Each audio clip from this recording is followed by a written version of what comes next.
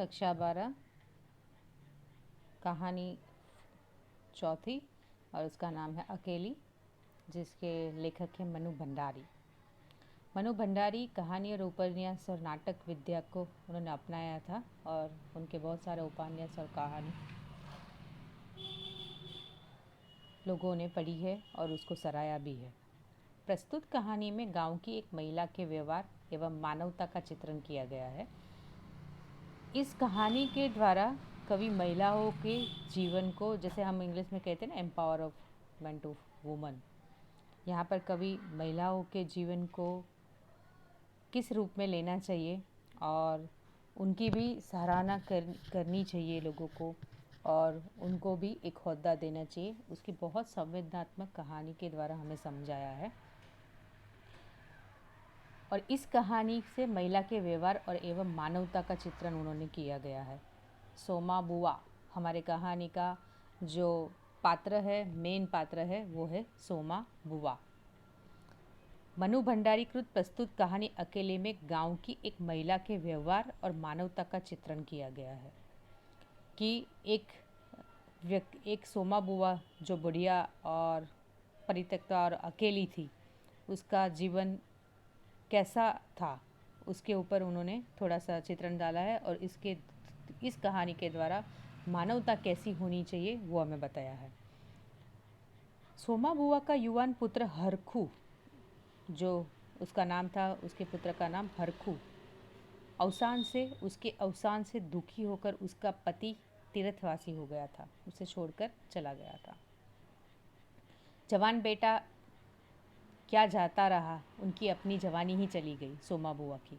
पति को पुत्र वियोग का इतना सदमा लगा कि पत्नी घर बार छोड़कर वो तीर्थ यात्रा पे चले गए और परिवार में कोई ऐसा सदस्य था ही नहीं जो उनके एकाकीपन को दूर कर सके। पिछले 20 वर्षों से उनके जीवन की एक सत्ता में किसी प्रकार का कोई व्यवधान उपस्थित नहीं हुआ, कोई परिवर्तन भी नहीं आया। यो हर साल 1 महीने के लिए उनके पति उनके पास आकर रहते थे, पर कभी उन्होंने पति की प्रतीक्षा नहीं की, उनकी राह में आंखें भी नहीं बिछाई। जब तक पति रहते उनका मन और भी मुरझा जाता था, क्योंकि पति के स्नेहहीन व्यवहार का अंकुश उनके रोजमर्रा के जीवन की आबद्धिक गति से बहती स्वच्छंद धारा को कुंठित कर देता था। जब भी वो आते थे तो उस समय उनका घूमना फिरना मिलना जुलना बंद हो जाता था और सन्यासी जी महाराज से तो यह भी नहीं होता था कि तो मीठे बोल बोलकर सोमा बुआ को एक ऐसा संबल ही पकड़ा दे जिसका आसरा लेकर वह उनके वियोग के 11 महीने काट दे। इस स्थिति में बुआ को अपनी ज़िंदगी पास पड़ोस वाले के भरोसे ही काटनी पड़ती थी। किसी के घर मुंडन हो, छठी हो, जनोई हो, शादी हो या गमी हो, या बुआ बहुत ही अच्छे से वहाँ पहुँच जाती थी, फिर छाती फाड़कर काम करती, मानो वे दूसरों के घर में नहीं अपने ही घर में काम करती थी। ये सारा काम करने से उनको अपनी उन दुखों से क्या मिलती थी, मुक्ति मिलती थी, उन्हें अच्छा लगता था। लेकिन शायद ये बात उनके पति समझ पाते नहीं थे, वो तो उनको छोड़ के संन्यास ले लिया और वो पूरे दिन अकेली रहती थी। आजकल सोमा बुआ के पति वापस घर आए हुए थे और अभी अभी कहा सुनी भी हो चुकी है। वो आंगन में बैठी धूप खा रही है, पास रखी कटोरी से तेल लेकर हाथों में मल रही है और बड़बड़ा रही है कि इस 1 महीने में अन्य अवयवों के शिथिल हो जाने के कारण उनकी जीभ ही सबसे अधिक सजीव और सक्रिय हो उठती है। तभी हाथ में एक फटी साड़ी और पापड़ लेकर ऊपर से राधा भी उतरी, उसकी पड़ोसी, जिसका नाम था राधा। उसकी स्वतंत्रता का वो कुंठित करता था। कौन? उनके पति। उसके पति का व्यवहार स्नेहहीन था, वो उन्हें कभी भी सोमा बुआ पर प्यार से बात की ही नहीं और इसलिए वो जब भी आते थे तो उससे भी ज़्यादा, जितने वो पहले अकेले महसूस करते थे अकेले रहकर, उससे भी ज़्यादा उनको अकेलापन महसूस होता था जब उनके पति आते थे। तब आना जाना उसको अच्छा नहीं लगता था। किसका? उसके पति का, क्योंकि वो कोई भी रिश्ते वालों से कुछ लेना देना ही नहीं था। किसी के यहाँ मेरा आना जाना उनको बर्दाश्त नहीं होता था, इसलिए अकेली बुआ को अपनी ज़िंदगी पास पड़ोस वालों के भरोसे काटनी पड़ती थी। किसी के घर कुछ भी हो वो पहुँच जाते थे और वहाँ काम करते थे। सोमा बुआ ने संबंधी के वहाँ ब्याह में जाने के लिए खूब तैयारी किया की थी, लेकिन अभी वो आ गए थे, जैसे मैंने अभी आपको बताया। क्या हो गया बुआ? वो राधा पूछती है, उनको बड़बड़ा रही है। फिर सन्यासी महाराज ने कुछ कह दिया क्या आपको? अरे मैं कहीं चाली जाऊँ, सो ही इन्हें नहीं सुहाता, कल चौक वाले किशोरी वाले के बेटे का मुंडन था। सारी बिरादरी का न्योता था। मैं तो जानती थी कि ये पैसे का ही गरूर है जो मुंडन पर भी सारी बिरादरी को न्योता है, पर काम उन नई नवेली बहुओं से संभलेगा नहीं। सो जल्दी ही चली गई। हुआ भी वही। और सर कर बुआ ने राधा के हाथ से पापड़ लेकर सुखाने शुरू कर दिया। एक काम गज से नहीं हो रहा था। अब घर में कोई बूढ़ा हो तो बताए, या कभी किया हो तो जाने। गीत वाली औरतें मुंडन पर बन्ना बन्नी गा रही थी। मेरा तो हंसते हंसते पेट फूल गया और उसकी याद से ही कुछ देर पहले का दुख आक्रोश धुल गया। अपने सहज स्वाभाविक रूप में वे कहने लगी, भट्ठी पर देखो तो अजब तमाशा, समोसे कच्चे ही उतारे दिए हैं और इतने बना दिए कि 2 बार खिला दो, और गुलाब जामुन इतने कम किए एक पंगत में भी पूरे ना हो पड़े। उसी समय खोवा मांगकर नए गुलाब जामुन बनाए। दोनों बहुए और किशोरी लाल तो बेचारे इतना जस मान रहे थे कि क्या बताऊं। कहने लगे, अम्मा तुम ना होती तो आज भद्द उठ जाती। मेरा तो मज़ाक, भद्द मतलब मज़ाक। अम्मा तुमने लाज रख ली। मैंने तो कह दिया कि अरे अपने ही काम नहीं आवेंगे तो कोई बाहर वाले काम आएगा क्या। ये तो आजकल इनका रोटी पानी का काम रहता है, नहीं तो मैं तो सवेरे से ही चली आती। उनको सोमा बुआ को किशोरी लाल ने न्योता भी नहीं दिया था, तो भी वो वहाँ चले गए और उनके जो कार्य में जो तकलीफ़ें आई थी और उन्होंने जो काम अच्छे से नहीं किया तो भी उन्होंने पूरा कर दिया। और साथ में अंत में पूछने से जवाब भी क्या दिया कि ये तो अभी मेरे पति आए और उनकी रोटी पानी मुझे बनानी पड़ती है, नहीं तो मैं तो सवेरे से आ जाती आपके पास। तो सन्यासी महाराज क्यों बिगड़े पड़े? उन्हें तुम्हारा आना जाना अच्छा नहीं लगता क्या? ये तो मैं नहीं आऊँ जाऊँ सो ही इन्हें नहीं सुहाता, और फिर कल किशोरी के यहाँ से बुलावा नहीं आया। अरे मैं तो कहूँ कि घर वालों का कैसा बुलावा, वे लोग तो मुझे अपनी माँ से कम नहीं समझते। नहीं तो कौन भलाई वो भट्ठी और भंडार घर साफ दे, पर उन्हें अब कौन समझावे। कहने लगे, तू ज़बरदस्ती दूसरों के घर में टांग अड़ाती है। मेरे पति मुझे ऐसे बोलते। और एकाएक उन्हें उस क्रोध भरी वाणी और कटु वचनों का स्मरण हो गया जिनकी बौछार कुछ देर पहले ही उन पर हुई थी और हो चुकी थी। याद आते ही फिर उनके आंसू बह लगे। अरे रोती क्या हो बुआ, राधा उनको फिर समझाती है। कहना सुनना तो चलता ही रहता है। सन्यासी जी महाराज 1 महीने के तो आकर रहते हैं, सुन लिया करो, और क्या, फिर तो वो चले ही जाने वाले हैं। अरे राधा, सुनने के तो मैं सुनती ही हूँ, पर मन तो दुखता है कि 1 महीने को आते हैं तो भी कभी मीठे बोल नहीं बोलते। मेरा आना जाना उन्हें सुहाता नहीं। सो तो ही बता राधा, ये तो साल में 11 महीने हरिद्वार रहते हैं, 1 साल में 1 महीना ही आते हैं। इन्हें तो नाते रिश्तों वाले से कुछ लेना देना ही नहीं है, पर मुझे तो सबसे निभाना पड़ता है ना। मैं भी सबसे तोड़ ताड़ कर बैठ जाऊँ तो कैसे चलेगा। मैं तो इनसे कहती हूँ कि जब पल्ला पकड़ा है तो अन समय में भी साथ ही रखो। सो तो इनसे होता ही नहीं। सारा धर्म कर्म यही लूटेंगे, सारा जस यही बटोरेंगे, और मैं अकेली पड़ी पड़ी यहाँ पर इनके नाम को रोया करूँ। उस पर से कोई आऊँ जाऊँ वह भी उनसे बर्दाश्त नहीं होता। और बुआ फूट फूट कर रो पड़ी। राधा ने आश्वासन देते हुए कहा, रो नहीं बुआ, अरे वे तो इसलिए नाराज़ हुए कि बिना बुलाए तुम चली गई, वो लोग ने बुलावा नहीं दिया और तुम भी गई। ये तो सुमा बुआ का कैसा स्वभाव था कि गांव में किसी के घर कुछ भी प्रसंग हो वो उनकी तैयारियों में वो चले जाते थे। उनका ऐसा मानना था कि मैं तो उनकी अपनी हूँ, मुझे थोड़ी आमंत्रण देने की ज़रूरत है। बेचारे इतने हंगामे में बुलाना भूल गए तो मैं भी मान कर करके बैठ जाती। फिर घर वालों का कैसा बुलाना, मैं तो अपनेपन की बात जानती हूँ। कोई प्रेम नहीं रखे तो 10 बुलावे पर भी नहीं जाऊँ, और प्रेम रखे तो बिना बुलाए भी मैं तो सिर के बाल चली जाऊँ, मुझे कोई फ़र्क पड़ता नहीं है। मेरा अपना हरखू होता और उसके घर काम होता तो क्या मैं बुलावे के भरोसे बैठी नहीं रहती। अरे मेरे लिए जैसा हरखू वैसा किशोरी लाल। आज हरखू नहीं है, इसी से दूसरे को देख देख कर मन भरमाती रहती हूँ। अरे मेरा बेटा होता तो। एक्चुअली उनके जीवन में इतना अकेलापन भर चुका था क्योंकि उनका बेटा उनके पास नहीं था और पति भी छोड़ के चला गया था। तो उस अकेलेपन को दूर करने के लिए और उस अकेलेपन से जूझने के लिए वो पूरे गांव में हर एक लोगों की मदद करती थी और उस काम में अपना मन लगाती थी ताकि इन दुखों से वो बाहर आ पाए। पापड़ों को फैलाकर स्वर को भरसक कोमल बनाकर राधा ने कहा, तुम भी बुआ बात को कहाँ से कहाँ ले गई। अब चुप भी हो। अच्छा देखो, तुम्हारे लिए एक पापड़ बुनकर लाती हूँ, खाकर बताना कैसा है। और वो पापड़ लेकर ऊपर चढ़ गई। कोई सप्ताह भर बाद बुआ बड़े प्रसन्न मन से आई और सन्यासी से बोली, सुनते हो देवर जी के ससुराल वाले की किसी लड़की का संबंध भागीरथी जी के यहाँ पर हुआ है। वे सब लोग यहीं आकर ब्याह कर रहे हैं। देवर जी के बाद तो उन लोगों के से कोई संबंध नहीं रहा। फिर भी है तो समधी ही ना, वह तो तुमको भी बुलाए बिना ही नहीं मानेंगे। समधी को आखिर कैसे छोड़ सकते हैं? और बुआ पुलकित होकर हंस पड़ी। सन्यासी जी को मौन उपेक्षा से उनके मन को ठेस तो पहुंची, फिर भी वह प्रसन्न नहीं थी। उन्होंने कोई जवाब दिया ही नहीं और मौन पार लिया। उनको ठेस लगा कि ऐसा कैसे। इधर उधर जाकर वे इस विवाह की प्रगति की खबरें लाती थी। आखिर एक दिन यह भी सुन आई कि उनके समधी यहाँ आ गए और जोर शोर से तैयारियां हो रही है।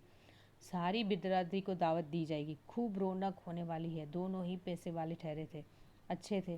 क्या जाने हमारे घर तो बुलावा आएगा ही या नहीं। देवर जी को मरे 25 बरस हो गए और उसके बाद से तो कोई संबंध नहीं रखा। रखे भी कौन? ये काम तो मर्दों का होता है। मैं तो मर्द वाली होकर भी बेमर्द थी। यहाँ तो कोई रहता ही नहीं है। और एक ठंडी सांस उनके दिल से निकल गई। अरे वाह बुआ, तुम्हारा नाम कैसे नहीं हो सकता है? तुम तो समधिन ठहरी ना, देवर चाहे न रहे, पर कोई रिश्ता थोड़ी टूट जाता है। दाल पीसती हुई घर की बड़ी बहू बोली। हे बुआ, नाम है, मैं तो सारी लिस्ट देख कर आई हूँ, विधवा ननंद बोली। बैठे ही बैठे 2 कदम आगे सरकाकर बुआ ने बड़े उत्साह से पूछा, तू अपनी आंखों से देख कर आई है ना? नाम नाम तो होना ही चाहिए। पर मैंने सोचा कि क्या जाने आजकल के फैशन में पुराने संबंधियों को बुलाना हो ना हो। और बुआ बिना 2 पल के रुके ही वहाँ से चल पड़ी। अपने घर जाकर सीधे राधा भाभी के कमरे में चढ़ी। क्यों री राधा, तू जानती है कि नई फैशन में लड़की की शादी में क्या क्या दिया जाता है? संबंधियों का मामला ठहरा, सो भी पैसे वाले हैं। खाली हाथ जाऊंगी तो अच्छा नहीं लगेगा। मैं तो पुराने ज़माने की ठहरी। तू ही बता दे क्या दूँ? अब कुछ बनाने का समय तो रहा नहीं है। 2 दिन बाकी है, सो कुछ बना बनाया ही खरीद लेना है। क्या देना चाहती हो अम्मा? जेवर, कपड़ा, श्रृंगार या कोई चांदी की चीज़? राधा ने पूछा। सोमा बुआ ने बोला, मैं तो कुछ भी नहीं समझू रही। जो कुछ पास है तुझे लाकर दे देती हूँ। जो तू ठीक समझे ले आना। बस मजाक नहीं उड़नी चाहिए, बद मतलब। अच्छा देख लूँ पहले के रुपये कितने हैं। और वे डगडगमाते कदमों से नीचे आई। 2-3 कपड़ों की गठरियाँ हटाकर एक छोटा सा बॉक्स निकला। उसका ताला खोला, इधर उधर करके एक छोटी सी डिब्बिया निकाली। बड़े जतन से उसे खोला। उसमें 7 रुपये की कुछ रोजगारी पड़ी थी और एक अंगूठी। बुआ का अनुमान था कि रुपये कुछ ज़्यादा हो गए, पर जब 7 ही रुपये निकले तो सोच में पड़ गई। रईस समाधियों के घर में इतने से रुपयों के सब बिंदी भी नहीं लगेगी। उनकी नज़र अंगूठी पर गई। यह उनके मृत पुत्र की एकमात्र निशानी थी, उनके पास रह गई थी। बड़े बड़े आर्थिक संकटों के समय भी वे उस अंगूठी को मोह नहीं छोड़ सकी थी और ना ही कभी उन्होंने उसका उपयोग किया। आज भी एक बार उसे उठाते समय उनका दिल धड़क गया। फिर भी उन्होंने 5 रुपये और एक अंगूठी आंचल में बांध ली, बक्स को बंद किया और फिर ऊपर को चली। पर इस बार उनके मन का उत्साह ठंडा पड़ गया था और पैरों की गति शिथिल।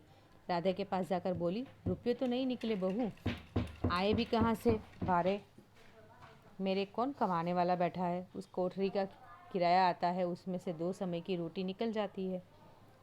और जैसे तैसे और वे रो पड़ी। राधा ने कहा, क्या करूँ बुआ, आजकल मेरा भी हाथ तंग है, नहीं तो मैं ही दे देती। अरे पर तुम देने के चक्कर में पड़ती ही क्यों हो? आजकल तो देने लेने का रिवाज ही उठ गया है। नहीं रे राधा, समधियों का मामला ठहरा, 25 बरस हो गए तो भी वे नहीं भूले। और मैं खाली हाथ जाऊँ? नहीं, इसे तो न जाऊँ तो ही अच्छा है। इतना उत्सुक थी वो जाने के लिए। और अपने पुत्र की अंगूठी भी, मृत पुत्र की आखिरी निशानी अंगूठी भी उसने निकाल दी। हमने अभी देखा है ये पढ़ते पढ़ते कि उन्होंने अपने मृत पुत्र की निशानी अंगूठी भी निकाल दी। गली में चूड़े वाले की आवाज़ सुनकर 1 रुपया कलदार खर्च करके लाल हरी चूड़िया के बंद भी पहन लिए। समधी के यहाँ ब्याह था, न जाऊँ तो बुरा मानेंगे, खाली हाथ जा नहीं सकती। आखिर आंचल की गांठ छोड़कर पुराने ज़माने की अंगूठी बेचने के लिए राधा को दी और कहाँ इसे बेच देना और ठीक समझे वो खरीद लेना। शाम को राधा ने बुआ की चांदी की सिंदूरदानी, एक साड़ी और एक ब्लाउज़ का कपड़ा लाकर दे दिया, वो बेचकर। सोमा बुआ ने कोशिश का एक छोटा सा मेजपोश निकाला। थाली में साड़ी, सिंदूरदानी, एक नारियल और थोड़ी से पता से सजाया तैयारी अधिक की, लेकिन न्योता न मिलने से सारी चीज़ें बड़े जतन से संदूक में रख दी। ये शाम को राधा से सब लाकर जो बेच कर उनको देती है, वो इतनी आतुरता से राह देखती है, उन्हें न्योता तो मिलता ही नहीं है। न्योता तो उन्हें मिला भी नहीं और ना ही कोई उन्हें बुलाने भी आया। 7 बजे के धुंधलके में राधा ने ऊपर से देखा तो छत की दीवार से सटी गली की ओर मुँह किए एक छाया मूर्ति दिखाई थी। उसका मन भर आया। बिना कुछ पूछे इतना ही कहा, बुआ सर्दी में खड़ी खड़ी क्या कर रही हो? आज खाना नहीं बनाना है क्या? 7 तो बज गए। जैसे एकाएक नींद में से जागते हुए बुआ ने पूछा, क्या कहा? 7 बज गए? फिर जैसे अपने से ही बोलते हुए पूछा, पर 7 कैसे बज सकते हैं? मुहूर्त तो 5 बजे का था। और फिर एकाएक ही सारी स्थिति को समझते हुए स्वर को भरसक स्वयं बनाकर बोली, अरे खाने का क्या है, अभी बना लूँगी। 2 जन का तो खाना है, क्या खाना और क्या पकाना।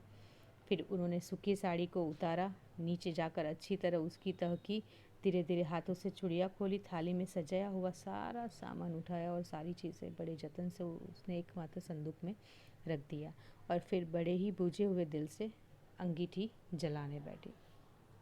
आप समझ पाएंगे कैसा उनको लगा होगा। वो सारे गाँवों में बिना बुलाए ही चली जाती थी, नाई की जैसा इंतज़ार करती थी, लेकिन जब अपने ही धोखा दे और अपने ही उनको मान ना दे। उनके पति तो उनको मान देते ही नहीं थे। उनके पति तो महीने साल में एक बार महीना आते थे और फिर चले जाते थे। कैसा जीवन रहा होगा सोमा बुआ का, इस कहानी के आधार पे आप समझ सकते हैं। महिलाओं के संबंधित अन्य ऐसी बहुत सारी कहानियाँ हैं कि उनके प्रति आदर और सहानुभूति का भाव हमें रखना चाहिए। सोमा बुआ कितने सालों से उनकी पारिवारिक समस्या क्या थी? पुत्र नहीं था, पुत्र मर गया था। उनकी याद में वो अकेले पूरी ज़िंदगी निकालते थे और जी रहे थे। पति ये सह नहीं सके, संन्यास ले लिया। पूरा साल वो बाहर रहते थे तीर्थ यात्रा पे। एक साल में 1 महीना आते थे, वो भी वो सोमा बुआ को प्यार नहीं दे पाते थे और उनके प्रेम भी इतना नहीं बरसता था उनके ऊपर कि पूरा 11 महीना वो ना हो तो वो उनकी राह देखे बिना या फिर उनके राह में आंखें बिछा कर वो बैठे। तो इस कहानी के द्वारा महिलाओं के प्रति आदर और सहानुभूति का भाव कैसे जागृत होना चाहिए और हमें उसको मान देना चाहिए, ये इस कहानी का भावार्थ है।